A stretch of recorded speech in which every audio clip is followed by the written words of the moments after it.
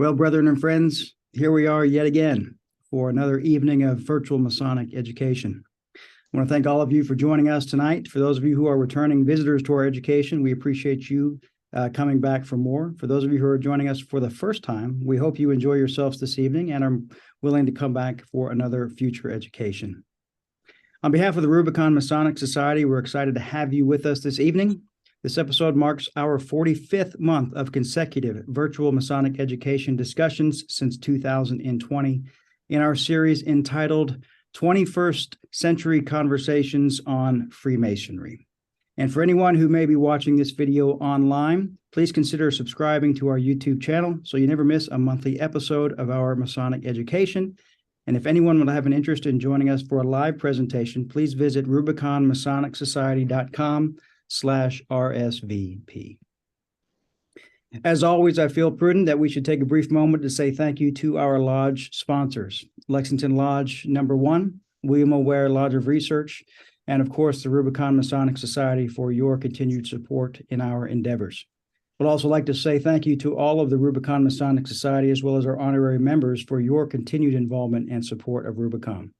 Alongside my co-hosts, Worshipful Brother John Bizak, Worshipful Brother Dan Kimball, and Worshipful Brother Tom Nitsky, my name is Brian Evans, and we will now proceed with the business of the evening.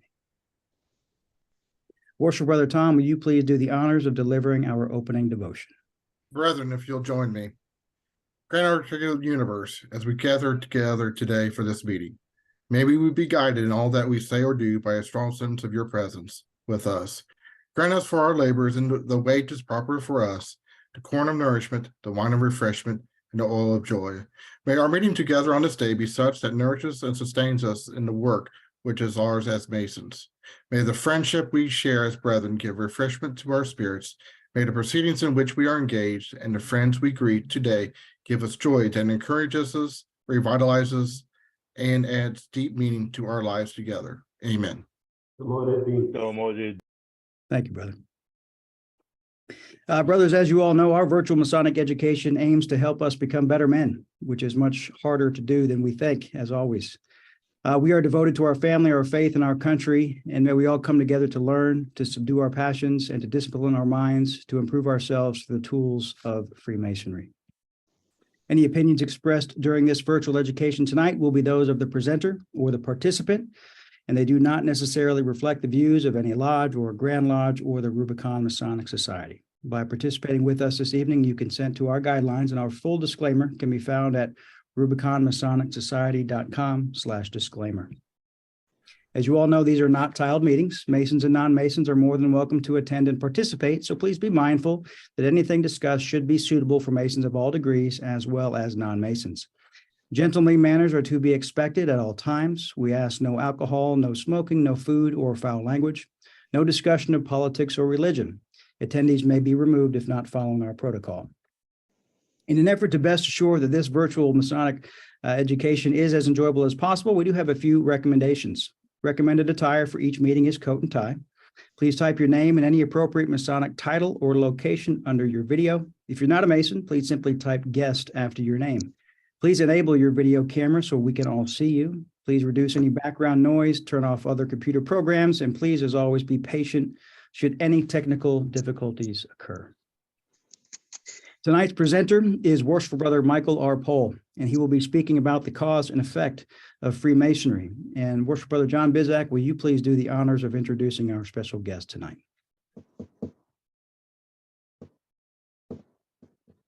Worshipful Brother Bizak, we cannot hear you.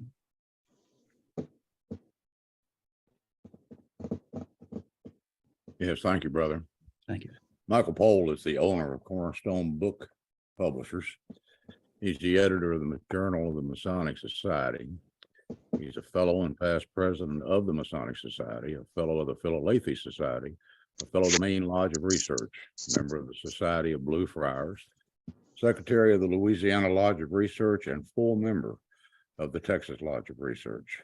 He's also an honorary member of the Rubicon Masonic Society. He's a New York Times bestselling author and publisher, and he's a prolific writer, editor, and a publisher of several Masonic books. He's been described as a dedicated and talented Masonic researcher, and he'll be speaking from his book tonight, Measured Expectations, which was named by the Grand Lodge of Illinois as Book of the Year in 2018. Brother Mike, the floor is yours, sir. Thank you. I certainly appreciate everything. I've been asked to give a lecture tonight on a subject that applies to most any aspect of Masonry. The Craft Lodge, Scottish Rite, York Rite, or really any organization within Freemasonry. It's one of our fundamental aspects, no matter if we realize it or not. The subject is what we do or don't do in Freemasonry, or the law of cause and effect. One of the professed goals of Freemasonry is enlightenment. Masons are said to seek light, but what is light? Most say that light is knowledge, but knowledge of what? Freemasonry also professes to take good men and make them better. Maybe that gives us a hint. Maybe enlightenment or knowledge is designed to give us a better understanding of us.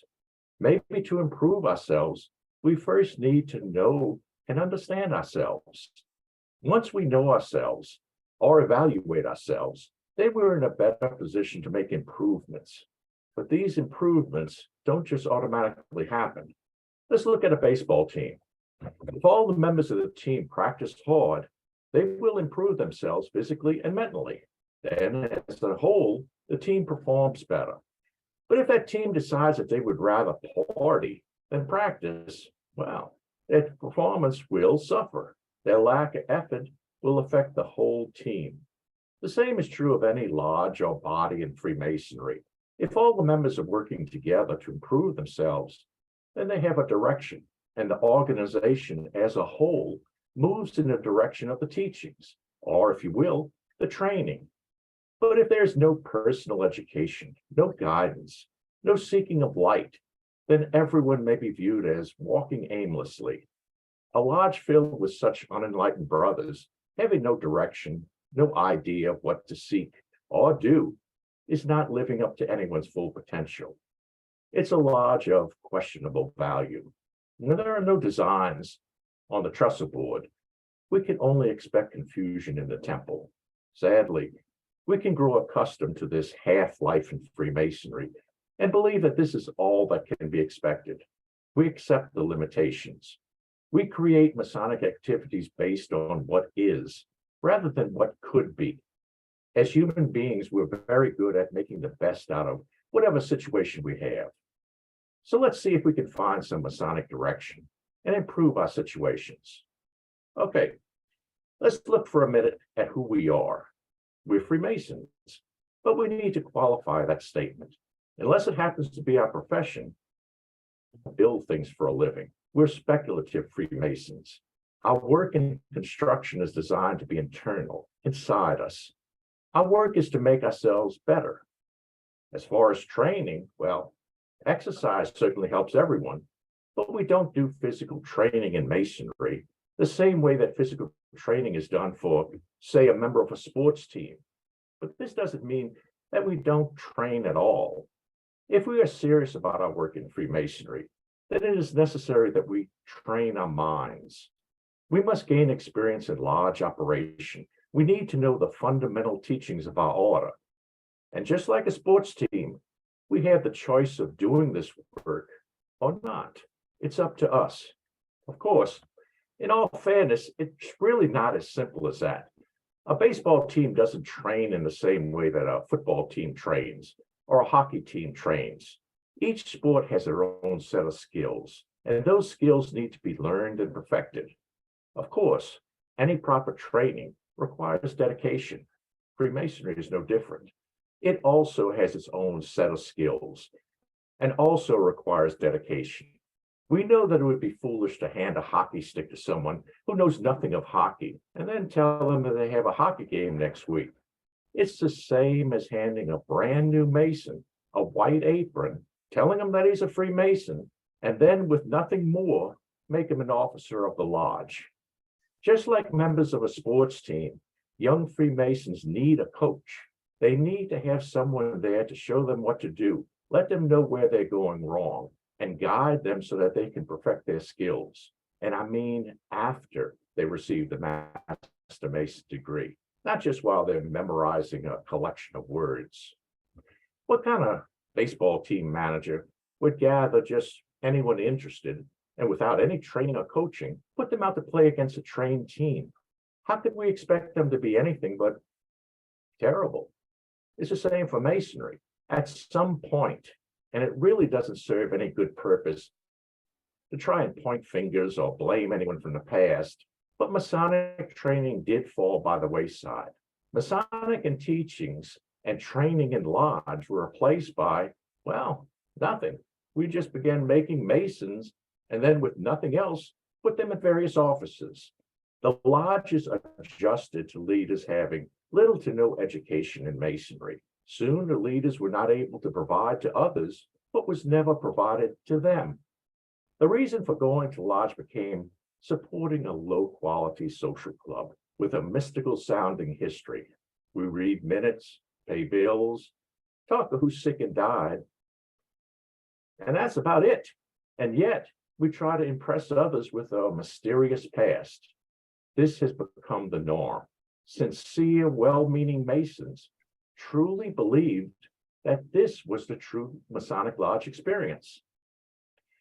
There's an old saying that I've always found of value. It's that to believe that joining a Masonic Lodge makes one a Freemason is the same as believing that joining a music club makes one a musician. I believe that we can find great truth in this thought. A musician in his heart will only be one in reality if he practices daily. He has to do the hard work to be what he feels in his heart. It's not just buying an instrument or joining a music club that makes him a musician. He has to do the work. Of course, not everyone can be a musician. It's the same as not everyone can or should be a Mason. It's not an insult. It's just a fact. We all have different talents and gifts. But times have seemed to change. We sometimes find that all that is needed for membership in a lodge is the money to pay for the initiation. Some have joined Masonry who should never have joined. In fact, more than a comfortable number of these individuals have not only joined, but have risen in leadership in lodges and even grand lodges. Elections come every year. When the pool of qualified candidates dry up, then what's to be done? So we have a situation where good men join and learn nothing of what they should have learned. They were unqualified. In addition, some who never should have joined are now members, some leaders. They're unworthy. Both have learned nothing in the way of true Masonic education. Can you begin to see the problem developing? What happens to Freemasonry when it is composed of Freemasons who don't understand Freemasonry? Well, probably the same thing that happens to an orchestra when it's composed of musicians who can't play music. So what do? It's far too late for cries of, we need to better guard the West Gate. They are already in. So let's look objectively and try to see the situation. We're at a point where very few, if any, fail to realize that a problem exists. Some of those who should never have joined Masonry have built for themselves little kingdoms in various bodies. These little kingdoms exist to feed their own personal ego and serve as a power base to assure control of their turf. Others with good intentions, but who don't fully understand the teachings of Freemasonry itself, are not able to guide us out of trouble because they lack Masonic education. Most of these Masons want to do good, but too many of them are just over their head. They feel overwhelmed and confused. But there is a newer group, and they need special attention. Over the last dozen or so years, young Masons have been joining with a true hunger and a desire to learn the deeper aspects of Freemasonry. Over the years, commercial books and movies by Dan Brown and others made Freemasonry a very popular topic in general society. Many of the young Masons of today joined us with a greater knowledge of our teachings than Masons who have been around for many years. In fact, some brand new Masons have a better knowledge of the Masonic philosophy than some of those who have risen to the highest ranks in our grand lodges. Remember, the Masonic philosophy was never secret. These young Masons just need seasoning and training in the operation of our Masonic lodges and organizations. We shouldn't rush them into office too quickly. We shouldn't grab them right away for every position in every organization. Either of these things can burn out a promising new talent before he is even able to get off the ground. They need a little time. They need to be able to learn the proper operation and workings of our Masonic bodies. They need to learn the technical details. They need to be a little patient. Don't confuse knowing the philosophy with knowing the organization. And also, don't confuse knowing the organization with knowing the philosophy. They are different. As Freemasons, and to be successful, we need to know both. We're not in good shape, but we're not without hope. I believe that the answer needed is contained within our own teachings. Regardless of your own personal level of Masonic education, stop and think for a moment. Think about the lesson of Hiram. Think about the integrity and the courage that he displayed. There is a message there for us all. It's not enough that we want to do good. We must do it. To believe that we don't have the power, authority, or ability to make positive changes is simply not true. One of the true beauties of Freemasonry is that everything that we need, our lessons and teachings, are there available to us. We must also understand that lack of Masonic education presents problems that we may not initially see. We need to do the work to educate ourselves. Let go of the ego. Don't fall into the trap of believing that because you've been a Mason for 20, 30 or more years and have held all of these important positions, that you know all there is to know. You will not be less because you seek more knowledge. Freemasons always seek more knowledge. Our situation can also present unseen problems when we unnaturally divide or influence our membership. It's natural and normal to have likes and dislikes. We all have preferences. Preferring different kinds of food or colors or types of cars means nothing as far as our moral character. Preferring the workings of one Masonic Rite or organization over another does not make us more or less of a Mason. But if we identify ourselves only as Scottish Rite or York Rite or Shriners or this or that lodge or jurisdiction or by any subgroup of Freemasonry, then we may be building unseen barriers. This is especially true if we make claims that our rite or our body is obviously the best one around and the only one that anyone should join. Freemasonry is not any single rite, body, or organization. Freemasonry is a total of all the rites and bodies, and at the core of all of them is the craft lodge. We are separating ourselves from our brothers when we singled out any one aspect and claim it as the only one of value. We are creating a them and us situation. When problems arise, it's then easier to say the other guys are the reason for all our problems. If we could only get the others to think our way or turn them into us, then all of our problems would be gone. It's not our fault that things are going wrong. It's their fault. It's nonsense. We all won. We need the Scottish Rite, the York Rite, and all the other bodies and organizations in Masonry. It is diversity and strength. We need Masons who are passionate about these different bodies. We need to be confident enough in ourselves to recognize that it's okay if we don't all think the same, have the same opinions, or belong to the same bodies. It's okay if I want to join this body and someone else wants to join another one. We're not in competition. We can draw in different directions and still respect each other and our choices. It's also okay to move from one body to another. We shouldn't be an insult to anyone. We're not clones of each other. We also should not expect our members to go broke paying dues to every single organization that exists. We are not better Masons if we are wealthy enough to belong to everything. To believe so is a horrible misunderstanding of Freemasonry. Some of the very best Masons who I've ever known belong to only their craft lodge. It's the choice of each of us. But none of this is a problem created by Freemasonry. It's a problem created by ignorance of Freemasonry. Still, It's our problem and our responsibility to solve. If a problem is born out of ignorance, then education would seem to be the answer. We must all move in our own direction in harmony with Masonry. We must respect ourselves and others. We must be Freemasons and know Freemasonry. There is no getting around the need for Masonic education and knowing who and what we are. That's the rules of our game. If someone somehow joined a football team, but didn't really know how to play, then they're going to remain on the sidelines. If you don't know or understand Freemasonry, then you must either learn or you should remain on the sidelines. No lodge officer should be without a sound understanding of Freemasonry and its philosophy. If we try to bend Masonry to the point that Masonry becomes something else, well then, Masonry will be something else.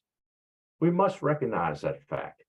Everything we do has an effect and a consequence. We cannot get around the simple law of cause and effect.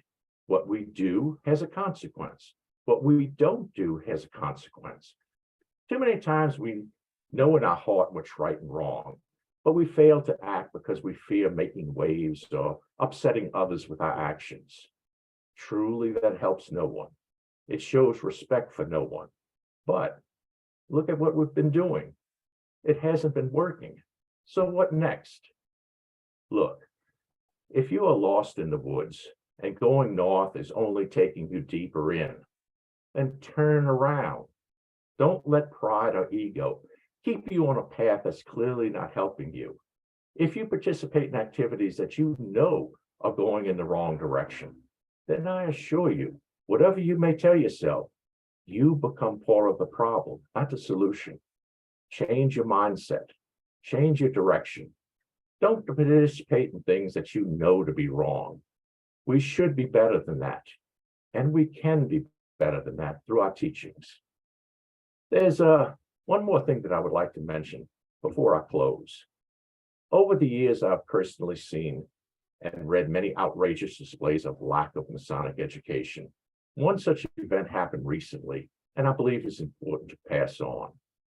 I received an email from a Mason who started off with his Masonic biography. He claimed to have received a 33rd degree from the Scottish Rite, received the York Rite KYCH investiture, was a past master of several lodges, and a past district deputy grand master of his Grand Lodge. He was also the presiding officer of many other bodies and organizations. In short, he was a very active Mason. He was somebody. The Mason said in his email that my activities disgusted him, and he felt that I should be put on trial for violation of my Masonic obligations and thrown out of Freemasonry. Well, I've received more than a few wild emails in my time, and I discount most all of them, but this one interested me. Exactly how did I violate my Masonic obligations? He doesn't know me. I decided to write him and ask. He answered telling me that my ignorance of Freemasonry was as disgusting as my activities. He said that the answer was very clear. He said that all Masons promised to not print anything concerning Freemasonry. He said that he could point to a number of books on Freemasonry with my name on them as the author. He said that I even publicly admit that I own a Masonic book publishing business. He stated that that means my guilt is clear. Well, I'm old enough and smart enough to know better than to get into arguments with anyone with that sort of mindset. But I did want to learn something about how he thought. I wrote him back telling him that a number of Grand Lodges, as well as Scottish Rite valleys, buy my books, including my own jurisdiction, and resell them to Masons. A number of years ago, my Grand Lodge used one of my books as an educational tool in their leadership classes. I asked him if these Grand Lodges and valleys were violating their obligations by selling my books, as well as other Masonic books. He wrote me back saying that my ignorance is further displayed because Grand Lodges and Grand Lodge officers are not bound to any Masonic obligations and can waive them at will. Well, I didn't feel the need to further the discussion and simply deleted his emails. But in thinking about the situation, I believe that he may not be alone in this sort of thinking. It may not serve us best to just ignore this type of situation. There could be a danger. I've seen too many cases where Masons with loud, authoritative tones and who sound like they know what they're talking about, and they have a few titles behind their names.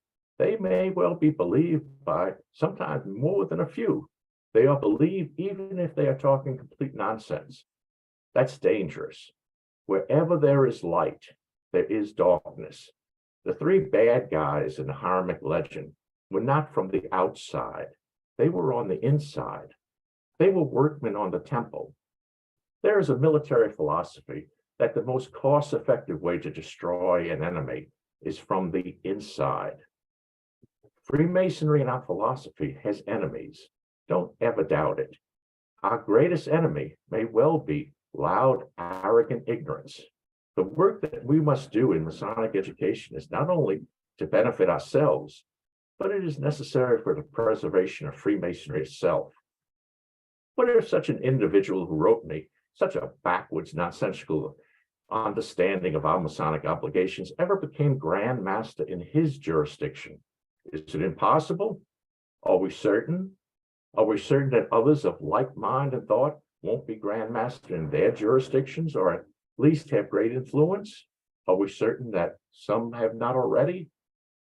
Freemasonry can be seen as a philosophy, but Freemasonry can also be seen as a verb, an action. We represent workmen in a great temple. Our goal is more light. I believe it's time to start getting to work.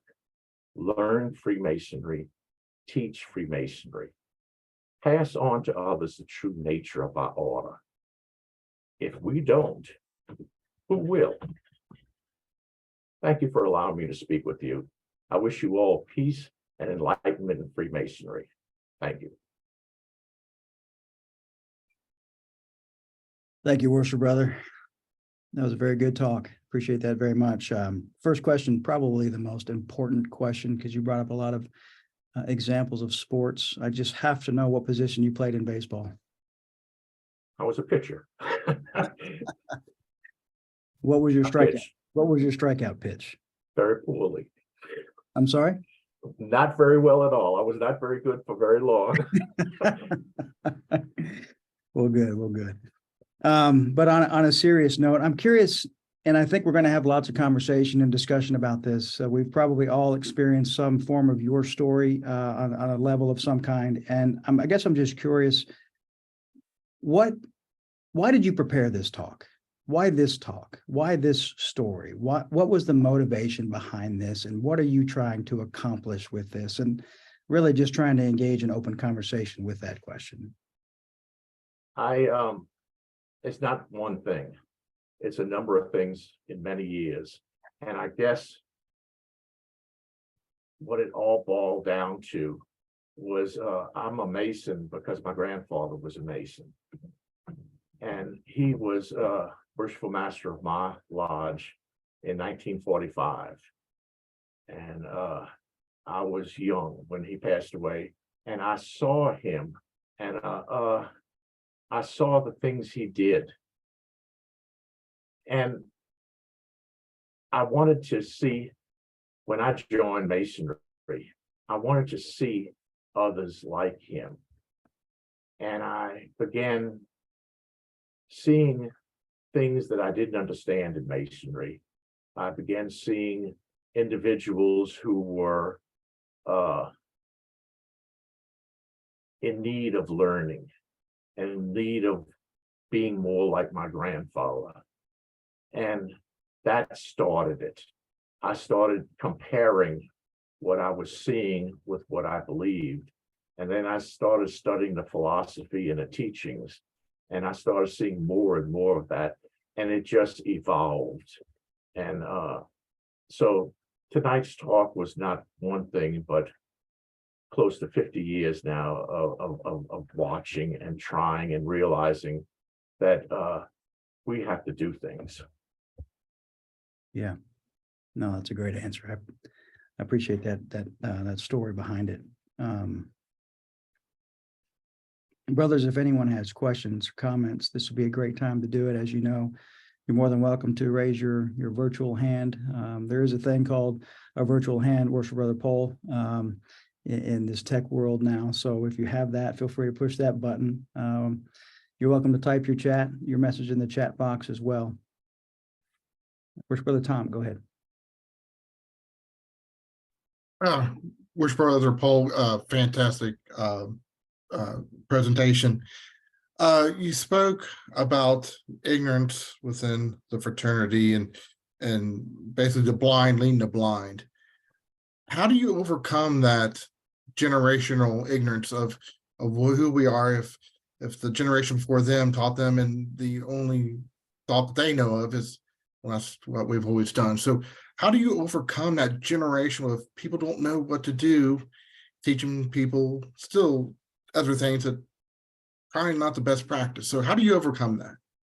Well, this is just my opinion, but what I believe is that while so much of the Masonic philosophy was not given, and we can look back at a time just following World War II when Masonry exploded in membership. A lot of these guys, when I joined, a lot of the older members there, they were completely ignorant of the Masonic philosophy. Most of them had not read a Masonic book in all their life, but they were as good, decent human beings as anything you could find. They cared about their lodge. They cared about you. They cared about every single person. And most of them would give you the shirt off their back. And that was, there's always been somebody who's the ego drives them and pushes them to do things. That's not, but that was not the majority. The most of the people were good, decent people who just didn't know what they weren't taught. And I believe with so many of the young guys coming in, we just have to be patient. We just got to wait and let these guys season in, because knowing the philosophy doesn't know that they know how the laws of jurisdictions and all of these issues, that the technical aspects. And I really believe that if we can give them time to season and to learn and not have them burning themselves out by everybody and his brother grabbing them, and all of a sudden they're presiding officers of 15 bodies and they can't do any of them any good. That's, I think, just time, and keep the pressure on everyone who can teach them the philosophy, teach them the workings, teach them the full gambit. And that's, I think it's going to solve itself. Worship Brother Paul, we had a comment come in from Brother Mark St. Cyr, and I'm going to sum it up. But essentially what he's saying is the ignorance isn't just inside of the craft. It's a lot of it is outside in the public, particularly talking about how Masonry, all the hogwash out there about satanic, this, that, and the other thing. And it's very, very prevalent. And if you really do take a little time to look, it's everywhere. And it's really disgusting. I mean, I think I know what you're going to say, but do you have any comments on that? Well, the first thing I think we got to do is take care of ourselves. And I know for a fact, wherever there is light, there's darkness. And if Freemasonry is worth anything, then there will always be people who talk bad about it. And they'll say things that are completely untrue. And those who don't know may well believe. But the best defense against it was the same during the 90s. There was a strong anti-Masonic movement that came out of, started with Texas, and it moved over in Florida and a number of different areas where Masons were being attacked by anti-Masons, and several Grand Lodges have vandalism, and it's still, you still hear at times things like that. But I really believe that we just got to take care of ourselves, and we have to know what to answer, because the worst thing that can happen is when someone who doesn't know Masonry on the outside says something that's completely wrong and a Mason can't correct them. That's where problems come, and that's what adds them to believe that what's said about Masonry is true. when Masons themselves can't defend Masonry. And the only way we can do that is learn.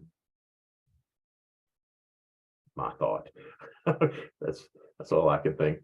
Yeah, no, got it. Brother John Cameron, go ahead.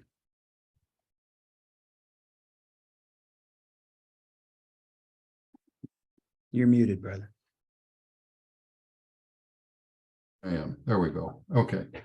I apologize for that. I thought I unmuted myself. That's all right. So, Brother Paul, a very positive presentation, and I appreciate it. And you have just added another kernel of positivity, but I am curious about your views with respect to the evolutionary changes in our society. You talked about the brothers that joined the fraternity after the war. Our society was different then, as it was different in the 1800s, as it is different in 2023. So I'm wondering how, and I believe the fundamental elements that you put forward in terms of what our goal should be, the principles of Freemasonry education. But to put it in more mercenary terms, our market has changed. The terrain has changed that we operate in. I know Brother David West in his book that Managing the Future of Freemasonry, a book of optimism, talks about the societal changes, and he bases his comments on Robert Putnam's book Bowling Alone. And I'm not sure if you're familiar with Bowling Alone, but the premise I haven't is, read it. sir, I will now. yeah. Well, the premise is that the number of bowling leagues has decreased. It has gone down significantly in the US, but the number of rounds bowled has gone up. So people are still bowling. Actually, they're bowling more than they ever have, but the organized leagues are not as prevalent. And the analogy to me in Masonry, the number of lodges and Masons are reducing by societal changes, but yet the men are still looking for that spiritual fulfillment, and replace the lack of trust that's prevalent,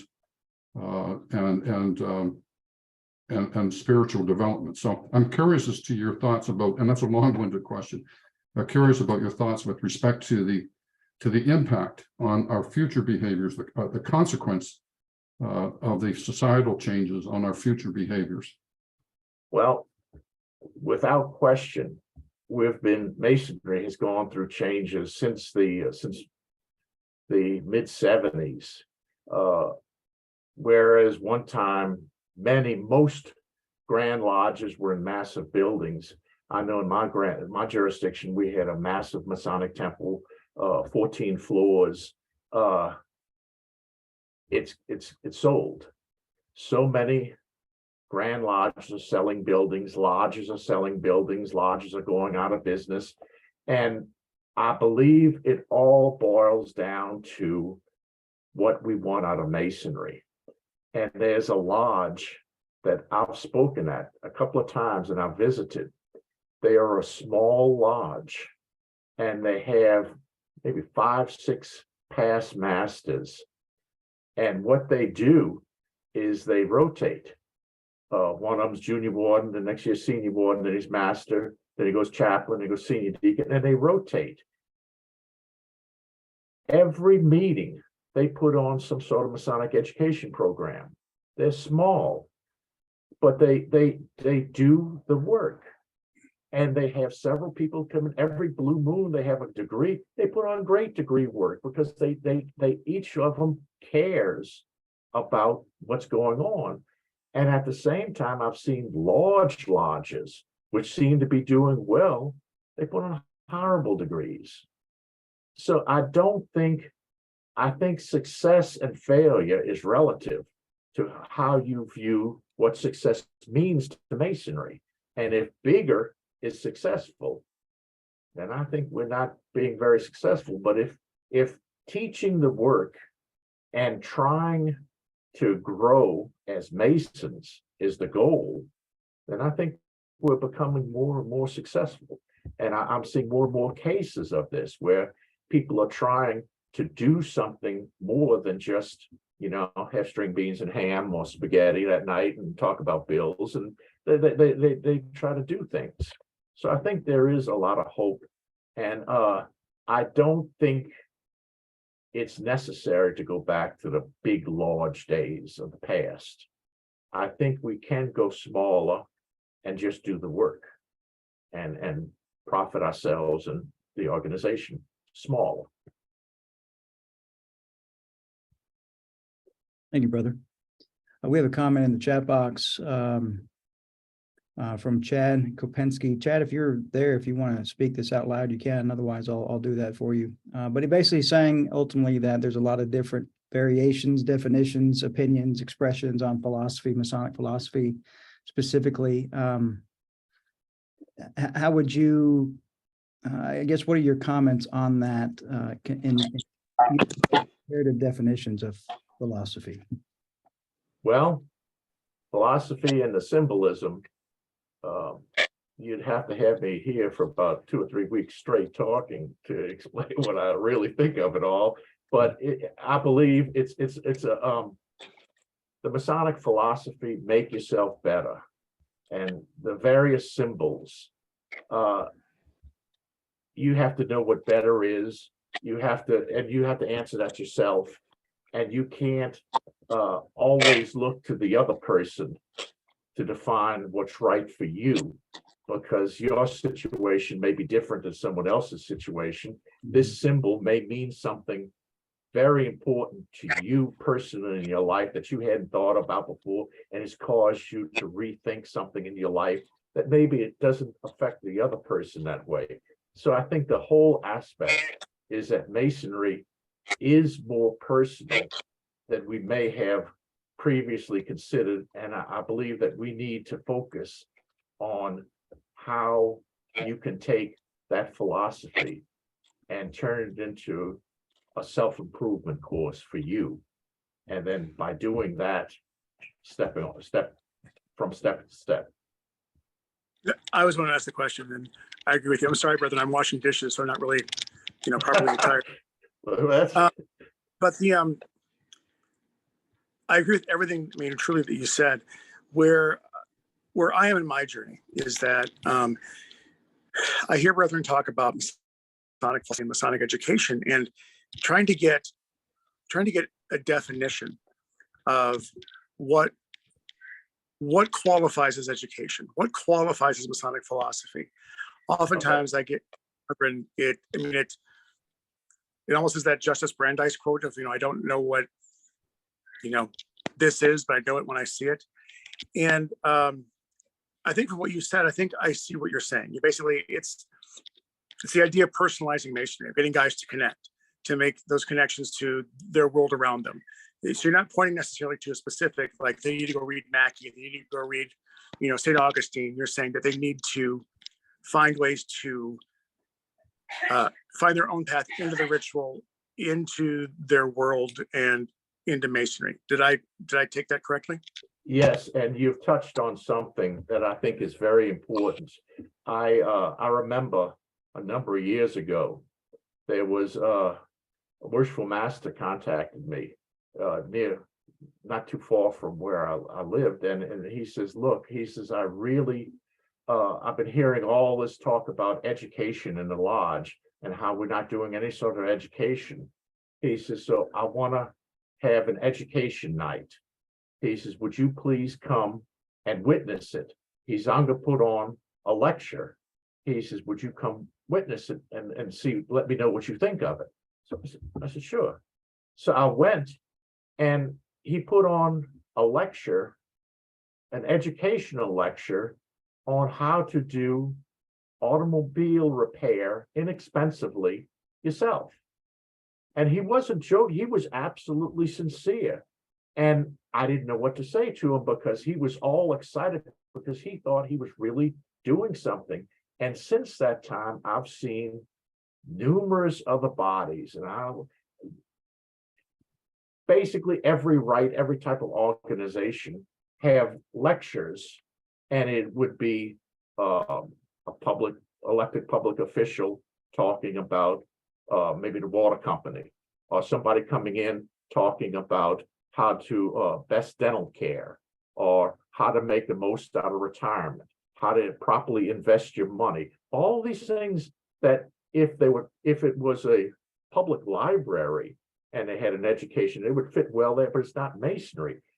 Well, Masonic education, if you want to have a Masonic education night, just go through any of the working tools, any of the, get your monitor, open it up and look at any of the things and have a discussion on any one of these topics.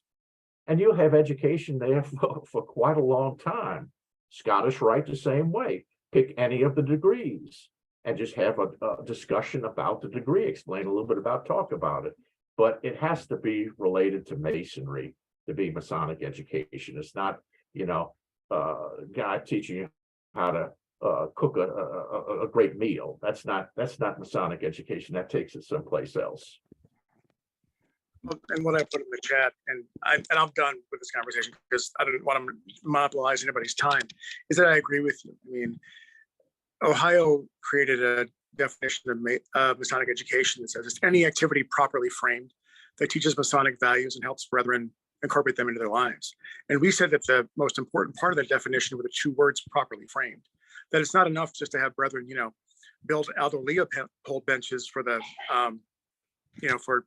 the local park, unless there was an LEO or a master or somebody there who was giving the proper framing for how it does those values and put it into their lives. So I think you and I are on the same page. And again, I thank you for your lecture and for allowing me this time. So thank you. Appreciate it. Thanks for your comments, Chad. Worship Brother Paul, so this is maybe kind of a two-part question, similar though, in where it goes. Where do you see the publications, Masonic publications, going in the next decade? And as editor of the Masonic Journal, are you seeing any trends from year to year and the future of that Masonic information as well? Well, as a book publisher, what's been happening over the last couple of years with the COVID and everything, there's been a change in the business. I've seen where normally I could ship books in 2 weeks. We're taking up to 6 weeks. So book publishing in general, and this would especially go for Masonic books, it's a lot harder now to get good Masonic books out there to the people because so much in society has changed as far as the business. And I know with the Journal of Masonic Society, any journal, distributing is hard, shipping is hard, mailing out is hard. So it's a hard technical aspect that it's just something we have to put up with. And I don't know an answer right now. I know that there is a lot going on in book publishing, that they're moving more towards audiobooks, Kindle books, and who knows what's going to be out there soon. But those interested in Masonic education can find it, and there are quite a number of venues that they can find this in, and it's I think there's going to be a change in the whole of publishing. So we'll see what happens with getting material out there soon. Okay, thank you. Brother Gerald? Thank you, Brother Brian. And I imagine you're not going to be the least bit surprised by what I have to say, because I'm pretty outspoken on this program, which I must say is one of the very best examples of Masonic education that is to be found, and I'm constantly on the lookout for them. I want to make a plug for the Southern California Research Lodge and our project of the Journal Review. We're right now working on our 79th edition, and 11 months out of the year since 2016, we've published a magazine. This be an example, which is about the role of Masons in the American Revolution. Each one of those has 16 to 20 pages on a particular subject. We've done a lot of the symbols, the square, the apron, the ashlars. We've done a number on various historical things. We've compared it to Stoicism and a whole range of other things. We've tried to place it into the stream of the ageless wisdom dating back to wisdom teachings that I'm working on an issue now about Masonic origin stories that go back to Egypt, to Mithras, all these other kind of things. You can take any issue of that and make a Masonic education out of it. At my lodge now, because we're committed to having a 10-minute at least education at every meeting, I have a couple of issues in my apron case with Post-its on it that can be read in 10 minutes at a lodge. When I got lined up next is out of a issue on Masonic secrecy. We have annuals that you can get a year at a time on these things, and you can, if you look at them or go onto our website, it's theresearchlodge.com. Each one of them has stuff from things that have been published before. They're books. In fact, we have 3 different issues that have polled our readership on the best books, the best esoteric books, the best recent books, the best of all time books. Read any one of those. Most of our articles are like a page out of a book or a much longer thing. You can follow the citation and go where it is. I give these things to lodges whenever I meet them. I will take I'll take the Masonic apron to a 1st degree, or one that we have by Jamie Paul Lamb on the middle chamber to a 2nd degree, and stand up in lodge and make a pitch for this. And I'm not doing it because we make any money on it. I'm doing it because I believe entirely on what you're talking about, Brother Michael. I think that what we're trying to do is just make that kind of thing available, because here we are with a bunch of very experienced Masons, and we're getting the question of what is the philosophy? What is the education? The education isn't just the philosophy, it's the history, it's the impact that Freemasonry has had. There's a lot of that kind of stuff. And I want to make one more plug. I know several of the people on this are going to be there, but the Masonic Restoration Foundation is going to have its 12th annual symposium starting March 31st in Tucson. I know Brother Bizak and number of you guys are going to be speaking there, and as will Andrew Hammer. And if you want to get started on how to run your lodge, there's an essay out right now that's available on their website, one of many that are written by Andrew Hammer, called By Merit Alone. And it's talking about, right down your alley, Brother Cole, because it's talking about not putting through the routine line of officers where it just cranks up one notch every year, and people that don't know what they're talking about, don't understand Freemasonry, are advanced right up through the chairs and end up running their lodges. But I really thank you for it was a brave talk that you gave, and I'd like to meet you at some place like that and share some stories about some white hats that I've met. One in particular who will go name unmentioned, but there are a lot of people that are distinguished Masons but aren't Masons. And Brother Bizak, I know that you've written on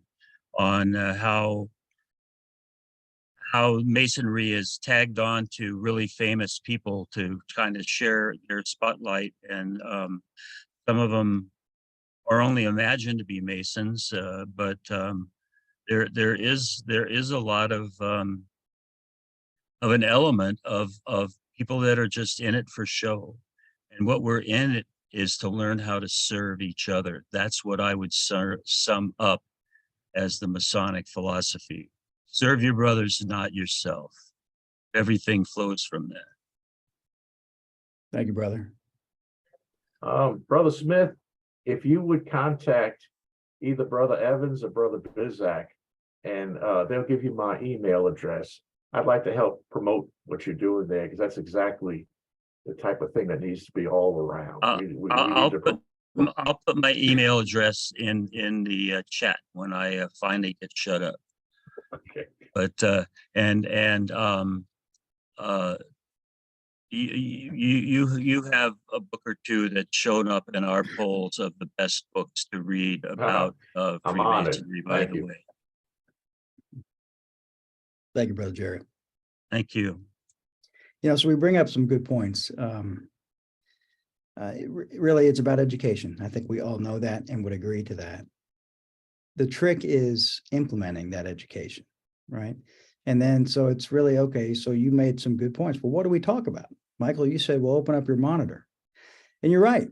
And I think we overcomplicate it, but somebody has to take charge inside of the lodge to make it happen. And, if you guys have ideas, go to the East and present those and talk about them. But in my opinion, at the end of the day, the best education is 3 words, and it's have a conversation, talk, do what we're doing, present a question, and then get some different perspectives and opinions on it. Mario, I see your hands raised. I'll call you next. But, when we had a conversation at your lodge a couple of weeks ago, it was a very good conversation.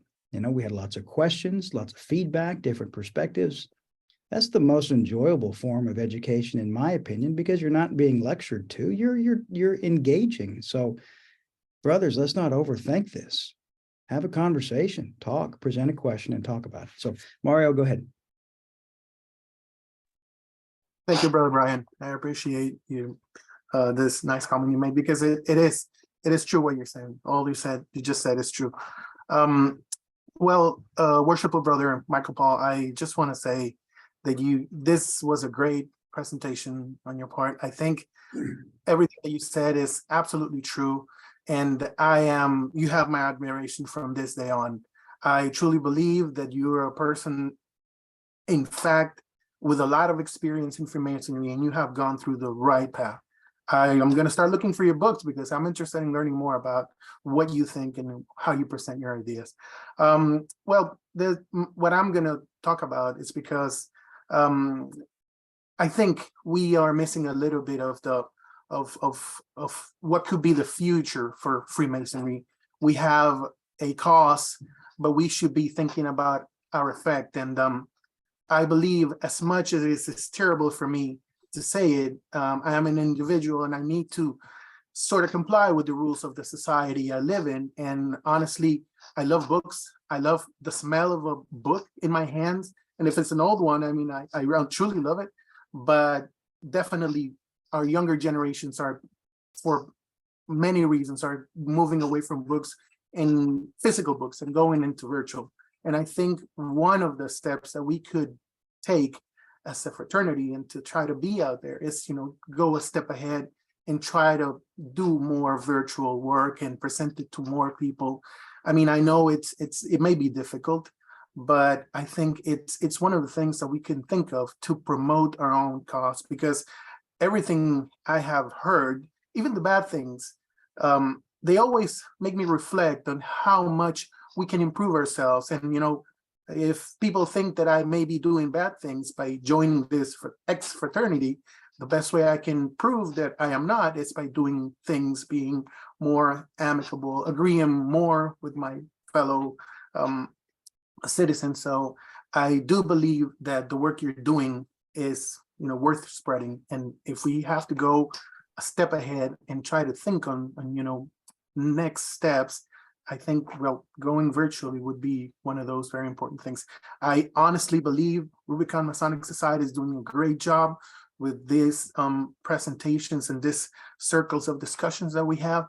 And I'm a newbie in Freemasonry, but I do my part. I come here, I try to improve in myself and participate, because I think that's the way we're going to make it forward.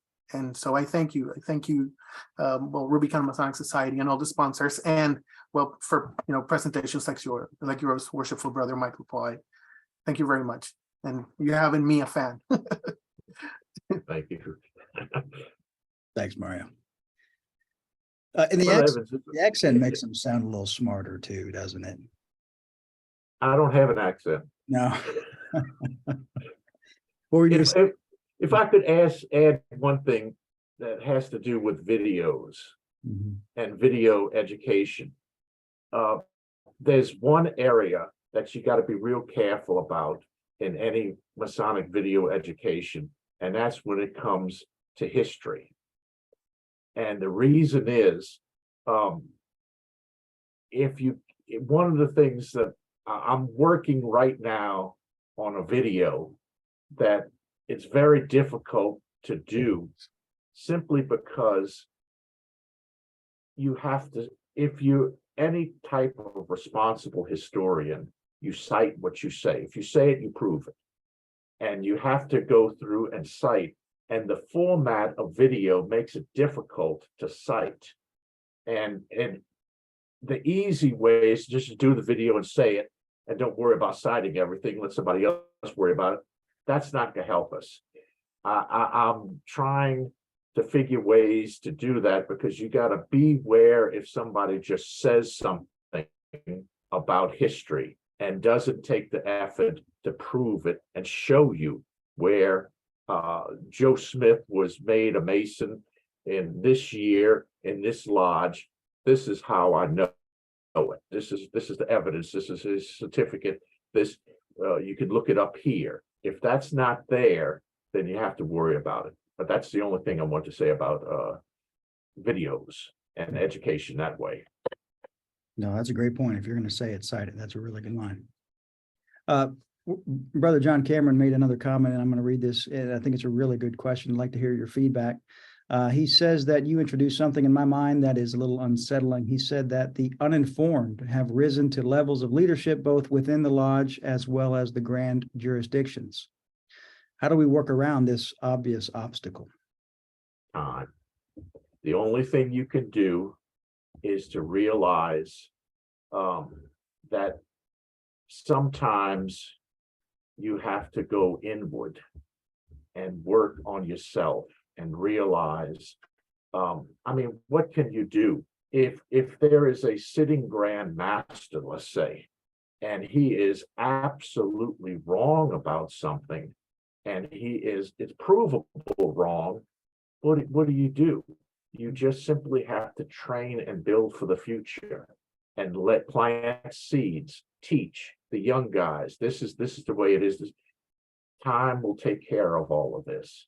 And I really believe that the only thing that you can do is to keep stepping, take one step, and keep teaching, because none of us are going to be around forever.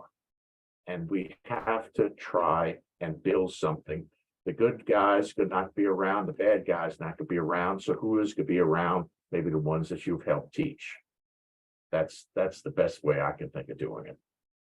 Yeah, well said. Well said. Brothers, just one or two more questions or comments. While we're waiting, Worship Brother Michael Paul, I have a question for you. I'm going to put you on the spot. What is your favorite Masonic book or author, or both? Alan Roberts, Craft and the Symbols. Crafts and It- symbols. It's very, very simple. It's very easy to read. Years ago, I'll tell you a story, and this is also for any Masonic writers, would-be writers. Years ago, I had I had several papers published in the Scottish Rite Research Society's Heredom, and that's very strictly citing in the entire format. But I had someone years later tell me, oh, I read that paper, and I don't even remember which one it was right now, but I read your paper and I absolutely enjoyed it. You changed my mind on everything. Oh, I said, well, thank you. And I appreciate that. And I asked him, I wanted to ask him a question. I said, well, what do you think about this part? And he started laughing. He says, to be honest, he says, I didn't understand anything you said. You talked way over my head. He says, I said, well, if you didn't understand what I was saying and writing, I said, why'd you believe it? Well, you say it's good. He says, well, it must be good because they wouldn't have published it. And I realized, I said, oh man, this is a problem. And I deliberately started writing then to try to be as clear and as possible. And Alan Roberts did have that ability to just cut through things and get to the meat of the subject and be as clear as possible and provide education. So that's right off the top of my head, that book came to mind. Great, thank you. Brothers, any other questions or comments? Alan, David, Dan? Anyone? Rich? Rich, this is right up your alley. You have no comments? No, this is good stuff. Thank you, Brother Michael Pohl. We appreciate it. It is right up our alley. It's exactly what we've taught and preached on this side of the river, and I just agree with all of it. I mean, it's the core principles that we have got to teach. But what I have found also in my neck of the woods is that you've got to keep it simple, stupid, and it can be very much. It doesn't take much at all to get over people's heads, because I've had several guys say that. And I just think it's something that I've went back to teaching the basics on, the importance of initiation and just simple things like that, or what is the purpose of initiation. And I've seen guys in my lodge change completely. I've seen them walk out of initiation processes that were just ridiculous, and it's just made a difference. It's made a huge difference. Now, I've also got some negative comments too, though. It's like all we want to do is dim the lights and read dusty books. So you will always have those guys in your lodge. But just as Brother Pohl said, we have to keep teaching. And I think he's spot on with all of this. So I appreciate it. Appreciate you guys putting it out. Thanks, Rich. Thank you. And I'm going to just piggyback on that for 1 second. So even at Rubicon, at Rubicon Masonic Society, we have a dinner 3, 4, 5 times a year. We get our little group together. And typically what we do is we have education. The evening is focused on education. We do a little bit of business. We have the food, and we jump right into education. And our topics are thought of ahead of time. And what we do is we present the topic at the time of the meeting. And then what we have done recently is we have designated somebody to basically spearhead the conversation on that topic, somebody that is comfortable doing that and likes to ask questions and put people on the spot. Not me, it's not me. Brother John Sisso, I don't think he's here tonight, but he does a great job of that. And so I guess my point is come up with the topics of conversation and delegate the MC, somebody in your lodge, to help facilitate the conversation. So again, let's not overthink this. So. Are there any other final comments for Worship Brother Michael Pohl? Brother Mike, thanks so much for being with us tonight. I appreciate it, and I'm sure all of us do. You're always very thought-provoking. You mentioned in your presentation about the fellow who wrote you that letter, and you asked the question about what if he became a Grand Master? And I'd just like to see if you know whether or not he actually was a Grand Master. I'm sure if he was, he would have told me right off the top. Yeah. And this was just not long ago, so I don't believe it, but I have had sitting grandmasters in several jurisdictions say things to me that floored me. And they were nice as can be. They seem amiable, they seem nice, but they when you stop teaching in Masonry, it eventually travels up. Every year there's elections, and every year somebody's there, and things happen, and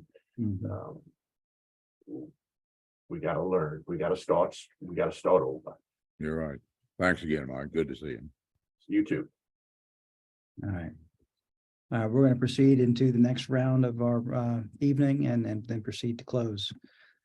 So brothers, please join us next month for Worship Brother Sean Iyer will be joining us, past master of Nine Muses Lodge in California. Worship Brother Sean Iyer is the longest serving editor of the Philalethes Society Journal of Masonic Research and Letters. So please join us next month. Topic is yet to be determined, but I guarantee you it'll be a good topic of discussion. John, Worship Brother John Bizak, on that note, will you please tell our friends a little bit more about the Philalethes Society? Sure. Brothers, if you don't know, the Philalethes Society was founded in 1928. It's the International Masonic Research Society. That is the oldest Masonic Research Society in North America. It was started to serve the needs of those who seek a deeper insight into history, rituals, and symbols of Freemasonry, as well as just spreading light to others. And today it publishes the quarterly edition of the Journal of the Masonic Research and Letters. And if you want to learn more about the Philalethes, just follow that link on the screen, and I'll paste that into the chat room box in just a minute. But also, since Mike is also editor of the Journal of the Masonic Society, I would encourage you to visit their website as well for that publication.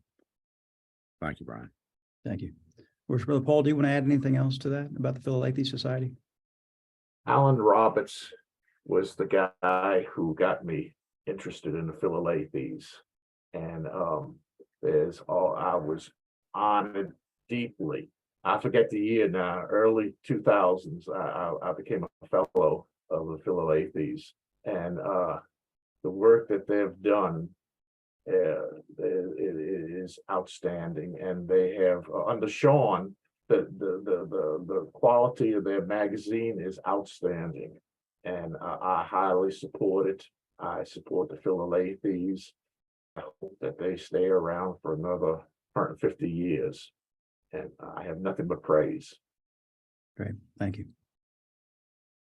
So as everyone may be aware, we are working on completing the final transactions for Rubicon. Our graphic designer had an accident with her primary hand and had some trouble finishing some of the graphics. So we're very close. So we appreciate your patience. It will happen at some point, I assure you.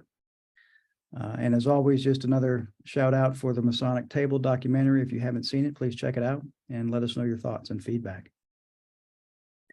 And finally, if you have extra money in your wallet and you want to share it with Rubicon, we'll be happy to take it. You can go to RubiconMasonicSociety.com/donate or click that QR code on your screen. We are a nonprofit organization, so we are just doing our best to try to pay our expenses and provide good Masonic education for our brothers. Are there any other final comments tonight? Dan, there's got to be a great comment from you.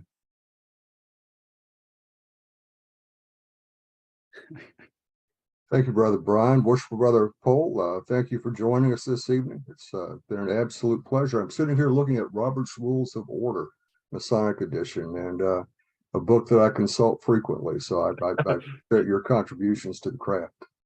Thank you. Thank you. Thank you, brothers. Worship Brother Tom Nitsky, will you please do the honors of delivering our closing devotion for the evening? Brethren, if you'll join me. Grand Architect of the universe, ruler of heaven and earth, now we are about to separate and return to our respective places of abode. Wilt thou be pleased so to influence our hearts and minds, may each one of us practice whose great moral duties which are inculcated in Freemasonry with reverence, study, and obey the laws which thou hast given us. Amen. So mote it be. Brothers, thank you for joining us. It's always a battery refresher to jump on these for me personally, and I hope it is for you too. Join us next month, March 27th, 7 p.m. Eastern Time. If you know of any brothers or friends that may want to participate, please have them RSVP at rubiconmasonicSociety.com/RSVP. And with that being said, we wish you a great and healthy and safe evening. We'll talk to you soon, brothers.